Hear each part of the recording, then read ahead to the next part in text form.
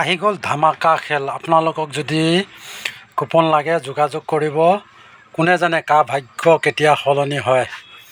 মাত্ৰ 100 টকাৰ কাৰণে ভাগ্য সলনি হ'ব পাৰে আপোনালোকৰ কপালৰ লিখন। আপোনালোকে চাওক, শ্ৰী শ্ৰী মা কালী মন্দিৰ নিৰ্মাণৰ সাহায্যতে আপোনালোকে অন্য নালাগে 100 টকা এটা দি পেলাই আপোনালোকে মন্দিৰ ভাগলৈ আগবঢ়াক। যদি আপোনালোকৰ কপাল ভাল থাকে আপোনালোকে পাই যাব পাৰে এখন থাৰ গৰাকী। আপোনালোকে জানেই আৰু বিশেষ নকৰোঁ, এই তাৰিখটো মই দেখাইছোঁ। এইটো চাওক, 25 তাৰিখে হ'ব। আজিতো 16-17 তাৰিখ হ'লেই, 25 তাৰিখে হ'ব। অৰিহণা 100 টকা আপোনালোকে অৰিহণা দি দিয়ক।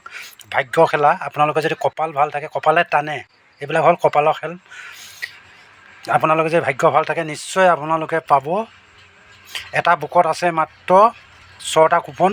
আপোনালোকে 6টা কুপন আৰু বুকটোৱেদি 7টা আপোনালোকে ল'ব পাৰিব।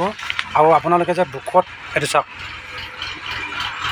বুকত এইটো বুকৰ প্ৰাইচ আপোনালোকে গাড়ী দিছে। বুকত 6টা টিকেট লৈ আপোনালোকে 2খন খেল পাব।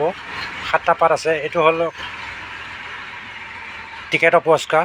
এইটো চাওক, পলম নকৰি সোনকালে যোগাযোগ কৰক।